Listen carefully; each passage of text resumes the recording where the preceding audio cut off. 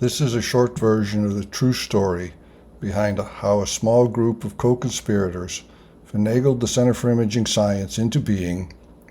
You can find a fuller and more formal version of the story in SHOT 2019, The Coming of Age. At RIT, many somewhat independent things were happening in parallel in the early 1980s that came together in academic year 1984-85 to bring the Center for Imaging Science into existence. In the early 1980s, photographic science and instrumentation, photoscience, was a small department, typically only a handful of full-time faculty and a few part-time adjunct faculty. Located in the School of Photographic Photography, which was in turn part of the College of Graphic Arts and Photography.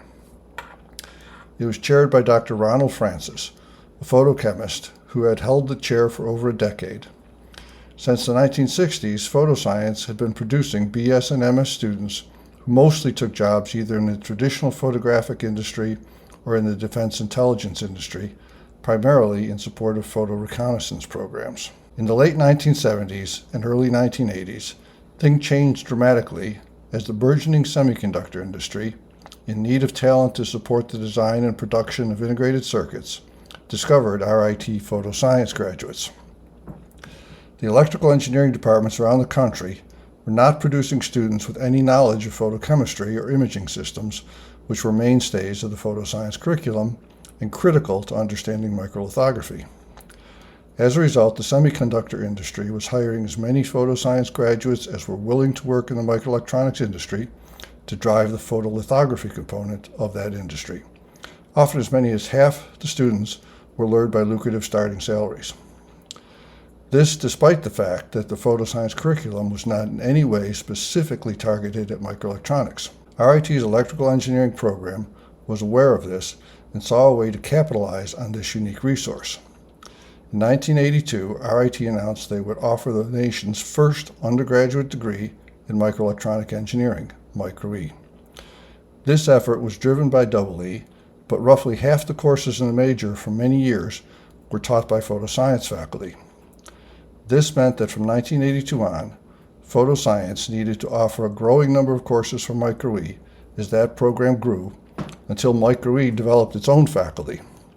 Dr. M. Richard Rose, a retired Marine Corps colonel, became president of RIT in 1979, bringing with him his close friend and confidant, Andrew Doherty, a retired Air Force colonel, as his aide-de-camp. One of Rose's first big actions was to establish the RIT Research Corporation as a for-profit entity capable of conducting proprietary research. A major goal of the RIT Research Corporation was to connect industry, at first particularly local industry, with academics to conduct applied research to their mutual benefit. The structure of the Research Corporation also allowed it to conduct classified research, which over time seemed to become a priority for Doherty. Because there was little or no history of research in most academic units at RIT, the Research Corporation struggled to break even, with much of the work in the early years conducted by Research Corporation staff on small contracts, with only limited research being done by faculty and graduate students on campus. In 1980, Francis recruited Dr. John Schott to join the photoscience faculty and to build a research program focused on aerial and satellite remote sensing. Francis was motivated by the large number of graduates who pursued jobs in this area and the encouragement he had received over the years, particularly from graduates working in the intelligence community, to add coursework in remote sensing. Schott had only recently completed his PhD, but had spent the previous 8 years working for industry doing remote sensing research for both the civil and defense intelligence communities. In recruiting Schott, Francis as department chair and Dr. Russell Krauss, director of the School of Photographic Arts and Sciences, had used as enticements their interest in growing research within the department and expanding the graduate program to include a PhD. Schott's Digital Imaging and Remote Sensing, DIRS lab, quickly became RIT's leading research group, recognized that there was not much competition at this point. By 1984, DIRS included several full-time staff and numerous students working on large projects for NASA and the Naval Research Lab, as well as several smaller projects for industry and other government agencies, including a few through RIT Research Corporation for local industry. Schott's arrival coincided with a major turnover in faculty. Within a couple years, all the full-time faculty other than Francis and Schott had left the department. As new full-time faculty were slowly recruited to cover the undergraduate and graduate photoscience courses, as well as the rapidly growing number of micro-E courses, adjuncts and grad students were pressed into service for a few years. The focus of the new hires was to cover imaging and photographic science courses, as the department rebranded itself in the 1980s, and hopefully do research, with a tacit recognition that the micro-E courses might over time be covered by new hires in the micro-E department. Two of these new hires would have major impacts on the Institute.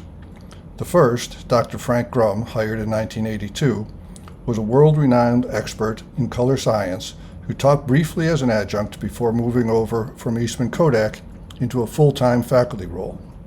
Grum managed to convince the Munsell Foundation to dissolve itself and transfer its assets to RIT, forming the Munsell Color Science Laboratory. Grum's focus quickly turned towards trying to build an academic discipline around color science and bringing in small grants to foster that aim. The second major hire, who started in 1983, was Dr. Willem Brouwer, an optics expert who had played a major role in designing and building early aerial and satellite reconnaissance cameras at Baird Corporation, where he designed the sextant for the U-2 reconnaissance aircraft, then at Boston University Research Laboratory, where he designed and fabricated lenses for early reconnaissance cameras, and later at iTech, he designed lenses for satellite reconnaissance cameras, and finally at his own company, Diffraction Limited, he designed and fabricated optical systems. While at BU, Brouwer wrote a foundational monograph defining the use of matrix methods in optical design. After Brouwer sold Diffraction, he had successfully consulted for several years, but was intrigued by the job posting for a faculty position in imaging science, based on his teaching he had done while at BU and the many short courses he had taught for the intelligence community. Brouwer's wife, Tetchy, was committed to caring for a friend and unable to leave their home in Lexington, Mass., so he took an apartment in campus housing and returned home every other weekend. Although Brouwer's formal assignment his first year was to teach optics courses, he was endlessly curious, very engaging, and quickly made connections not only in the department, but throughout the school. In particular, despite their age differences, Brouwer at 63 and Schott at 32 connected on many levels and became friends and confidants. The talk of a PhD that had been in the wind when Schott was recruited in 1980 moved forward very slowly during the early 1980s. However, a couple of things became clear during this period. If RIT were to move forward to becoming a PhD granting institution, the first degree would almost certainly be in photo/imaging science. The department already had a reasonably sized full-time thesis-based master's program and a rapidly growing research program, particularly in remote sensing. In 1982, the dean of the College of Graphic Arts and Photography had formed an ad hoc college-wide committee chaired by Francis to report on the potential for doctoral program in photo or imaging science. The committee only met sporadically for a couple of years, but word of its existence spread across campus. In response to this potential change, the dean of graduate studies had formed a committee to address the possibility of doctoral programs at RIT. The level of interest in or opposition to the idea was growing to a point where the senior administration had to begin formulating a decision about whether or not to support movement towards a PhD. The photo science department had long-standing but mostly casual connections to the intelligence community. Since the 1960s, the U.S. Air Force and the Canadian Air Force had consistently sent officers to study for master's degrees. These students would then take assignments in areas related to photo reconnaissance. The department ran a summer course every year to teach Navy students photo science in support of operations on Navy ships, for example, photorecce labs on aircraft carriers. The CIA funded a small grant to supply support for senior projects and master's student projects, mostly in the form of supplies and travel funds to report results at conferences. There were no obligations attached to this contract other than to supply copies of the project reports. The CIA saw it mostly as a way to demythologize the agency in hopes that students might consider working there after graduation. This connection strengthened with the arrival of Schott and Brouwer, who had both worked on programs for the intelligence community, and Schott's Deers Lab was conducting research in support of overhead reconnaissance.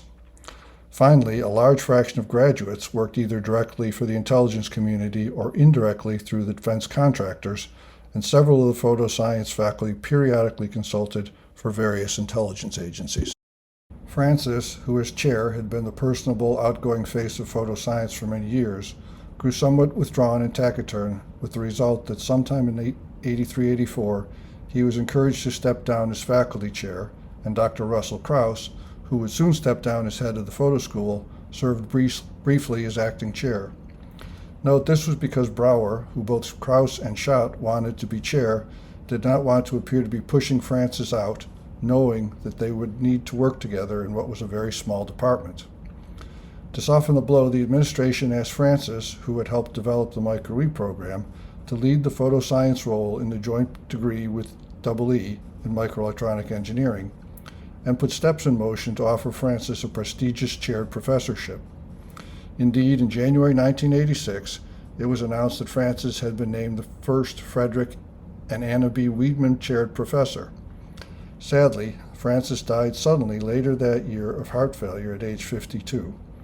Unbeknownst to his fellow faculty, Ron had been suffering from congestive heart failure. By the summer of 1984, after just 1 year, Brouwer had, with the support of the faculty, become chair and begun to think strategically about the future. While he had gone back to Lexington for the summer, he returned to campus periodically to meet with the other chairs in a college-wide retreat and to strategize with Schott about the near-term needs of the department. By fall, Brouwer and Schott, in consultation with the faculty, had prepared a proposal or request for the following year that included 2 new faculty lines, some support for research staff, and addressed plans to increase enrollment. This was submitted through the dean and on up the academic chain and ignored, perhaps rejected as Brouwer saw it. It was hard for a department with only a handful of faculty and only a little over 100 students between the BS and MS programs to get the administration's attention, let alone their interest or support. Brouwer, not one to accept defeat so easily, and a finagler at heart, began to quietly strategize a path forward that would evolve over the 1984-85 academic year. During that year, a small group of co-conspirators evolved as various topics were touched on at faculty meetings and then discussed at length over coffee, or more often dinner, and in Brouwer's case, a glass of Chablis. Brouwer was a polymath and saw imaging science very broadly, to include vision, printing, optics, traditional photoscience, electrophotography, lithography, electro-optics, the rapidly evolving field of digital imaging, and all the applications areas drawn on these fields, including medical imaging, astronomy, machine vision, remote sensing, etc. He began to envision an imaging science institute that would be a national center for education and research across the broad field of imaging. A small group began to share and develop that vision. There were only a handful of full-time faculty in the department, which would in itself have limited the number of players, but it was further limited by other distractions. Francis was focused on the growing micro-E courses and somewhat out of sorts with the department. Grum and his recently hired protege, Dr. Roy Burns, were focused on a plan for the MS degree in color science. Note, when the center was formed, Grum and Burns formed a color science department, stayed in the photo school, and successfully started an MS in color science. Dr. Joe DiLorenzo was a recent hire who was a joint appointment with EE and had only limited involvement with the department, mostly focused on micro-E courses. Mr. Hadrian Lechner was a retiree who had joined the department to focus on teaching for a few years before fully retiring. That left only Brouwer and Schott as the full-time faculty, heavily interested in plotting for the future. Brouwer, because it was his nature, and Schott, hoping, if successful, it would become his future. There were 2 other important players from the department. Mr. Joseph Beagle was a grad student working with Schott, who had been drafted to teach a course or 2, and Mr. Jeff Pelz was a grad student working with Brouwer and had been similarly drafted to do some teaching. Recall the loss of faculty in the early 1980s and the growth of the micro-E courses put a temporary strain on the ability of the department to cover all of the courses. Schott and Beagle were very close, and Beagle not only served as a sounding board for many of the ideas that floated around that year, but he was also politically astute, and as a joint BSMS student had been in the Institute far longer than Schott and had much insight to contribute. Pels, also a joint BSMS student with lots of knowledge of the school's workings, played a similar role for Brower and joined in the planning for what would become his professional home. Krause, who helped move Brower into the department chair, also lent his insight to the conspirators, drawing on his detailed knowledge of academic politics and how the administration worked. It was Krause, for example, who suggested that to have any clout, such an entity as the Imaging Institute should report directly to a dean and not be part of the photo school. Brower and Schott began to float the idea of an Imaging Institute to the corporate and government leaders that he interacted with to sound out their response: potential interest, willingness to support research, and interest in supplying or hiring students.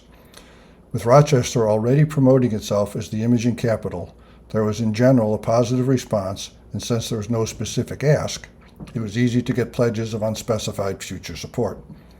Several things occurred during this short period in 84-85 that helped focus the senior administration's attention on imaging science, all nurtured and touted to the administration by the co-conspirators.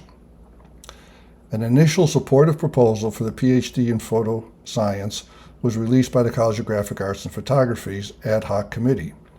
At the same time, the Graduate Dean's ad hoc committee on the possibility of doctoral programs, which had included no representation by imaging, released a rather negative delaying report, though neither report had any authority or impact. However, they prompted the provost to form two institute-wide committees, one to report on the potential of introducing doctoral programs, and the second on the role research should play in RIT's future, with the requirement that each committee report before the academic year ended. Schott, who served on the doctoral committee and had close connections on the research committee, knew that the administration was getting preliminary word that the reports would be in favor of expanding research and moving to a PhD, which was largely expected to be in imaging. During this same time, RIT's Office of Government Relations had been working to convince U.S. Senator Al D'Amato to help in getting funding to finish paying for the Micro-E building. Ms. Debbie Stendardi from Government Relations, who served on the Provost Research Committee and also knew what was happening on the PhD committee, asked Schott, who she often worked with, for words to potentially garner some additional support in the request of Senator Al D'Amato for imaging. This was relatively easy since imaging science was a key enabler of the Micro-E program. A recent government study has reported that President Reagan's proposed Star Wars program would by itself need all the optics and imaging specialists the nation's universities could produce, and the imaging field appeared poised for rapid growth in as the digital era unfolds. Word of potentially including imaging in the talks with D'Amato's staff would certainly have circulated with the upper administration. Another critical development that came to a head in 1984-85 was increased interest by the intelligence community in RIT and imaging science in particular. Taking lead in this from the government side was Mr. Robert Kohler, a 1959 photoscience grad and head of the CIA's Office of Development and Engineering, OD&E. OD&E's responsibilities included design and development of reconnaissance sensors. Kohler had worked at ITEC early in his career and knew of Brower's work and of Schott's past and ongoing work, and was interested in sponsoring research work at Deers. Kohler had opened talks with RIT management about how to initiate efforts to ensure the flow of well-trained graduates from imaging science to support the needs of both the government and their aerospace contractors, and to fund research at RIT and imaging in particular. President Rose expressed interest. Provost Plow was involved because of the academic component, but also in his role as number 2 at the board of the Research Corporation. But Doherty took the lead in most of the negotiations. During 1984-85, these discussions evolved into a draft Memorandum of Agreement, MOA, between RIT and the CIA intended to capture the scope and interests of the two parties. With the push from the senior administration led by Doherty, the scope would expand over time to include contracting with the RIT Research Corporation, potentially classified, and inclusion of CIA offices beyond OD&E. Doherty in particular seemed to think that this could be a path to get RIT Research Corporation out of the red. Brower and Schott were aware of these discussions and would periodically review and comment on versions of the MOA. Note, none of the various forms of this MOA were ever ratified, but they do reflect to some extent the relationship as it evolved. Brower and Schott pitched the Evolving Imaging Institute idea to Kohler and other agency reps and gathered his support of the idea, in effect drawing him into the conspiracy. While Brower and Schott, with help from the co-conspirators, have been trying out and refining Brower's Imaging Institute idea within the department and with government and corporate connections, they realized it might take some time and a major commitment from RIT management to bring support to a critical level. They had been taking every opportunity to get imaging science in front of the senior administration through news of new grants, meetings with potential sponsors, talk of a building, talk of a PhD, tours of expanding laboratories, and exposure to ongoing research projects. Brower and crew had come to realize that this soft campaign had gone on for nearly a year and that it could go on forever. Brower decided to strike while the iron was hot and take advantage of the senior management's, especially Dougherty's, interest in establishing a broader relationship with the CIA. He put forward a pitch incorporating all of the conspirators' reasons why an imaging institute at RIT was a good idea. It was the right time. The digital revolution was spinning up. RIT was the right place, located in the imaging capital with lots of corporate interest. The imaging department had rapidly growing research programs. There was a PhD program in the offing, and potential for major support for a building through a congressional earmark. Brower had come to realize that Dougherty in particular, who had a lot of influence, was very committed to closing a deal with the CIA, and that Rose seemed to have a growing interest in a PhD. So what he worked on the hardest in his pitch was the idea that in order to secure the commitment of the intelligence community to the major funding represented by the Memorandum of Agreement, RIT needed to commit to a major joint academic and research institute to demonstrate that they were worthy of and could handle significant support from the agency. He knew CIA funding would only ever be a small part of the Imaging Institute's funding, but he saw it as the push needed to move the management forward, and they seemed anxious to quiet the rumblings both on campus and from the Board of Trustees about the drain of Institute funds to RIT Research Corporation. Note, CIS funding from the CIA was unclassified and always came through RIT channels using RIT procedures and oversight, not through the RIT Research Corporation. Finally, after a year of scheming, recruiting support, getting supporters in front of the administration, and more scheming over the occasional glass of Chablis, the Institute announced in May of 1985 the formation of the Center for Imaging Science, CIS. No one wanted an institute within the Institute, with Brower as the founding director reporting to the Dean of the College of Graphic Arts and Photography. Though no formal budget, faculty lines, etc. were committed, the center was to be a joint research and academic center addressing the need for teaching and research programs across the broad range of imaging.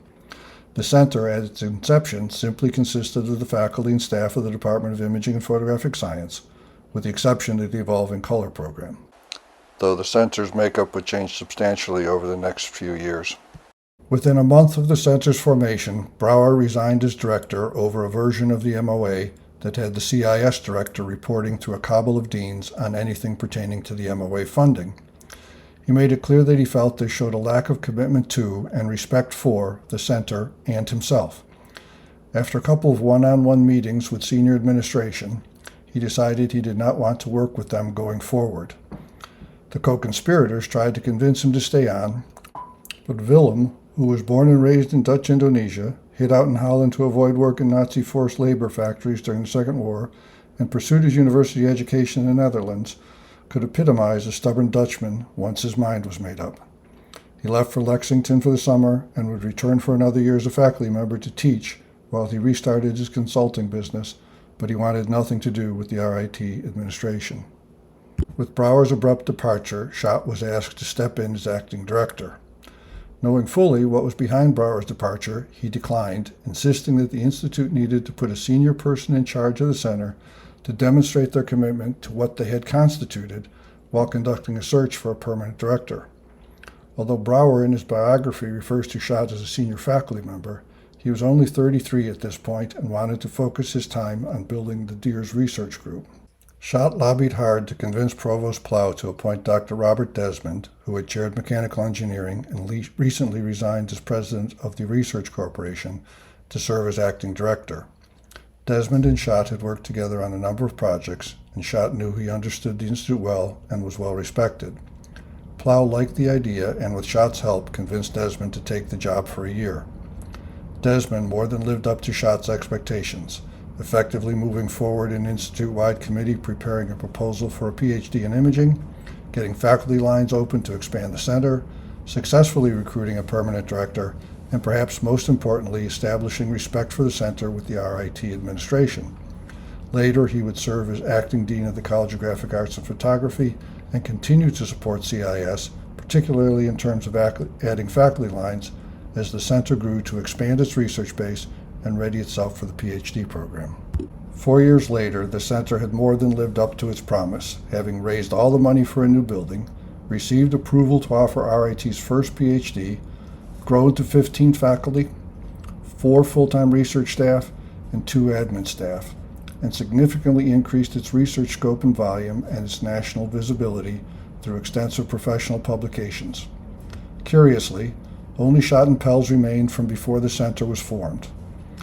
Note, as expected, only one faculty member in the center ever received funding from the CIA, but the co-conspirators, led by Brower's finagling, had cemented the administration's support and brought CIS into existence. Brower's early vision of an institute focused on imaging, but imaging writ large, spanning all the science that goes into forming images and all the science that goes into extracting information from images. This vision has been developed and continuously refined by the faculty into a curriculum built around a systems approach to the imaging process. The graduates and their employers report on the unique skills the students have absorbed that make them critical parts of teams designing, building, and using imaging systems. Their intimate knowledge of the entire imaging chain make them particularly qualified to help integrate the more traditional skills of their coworkers to solve imaging problems.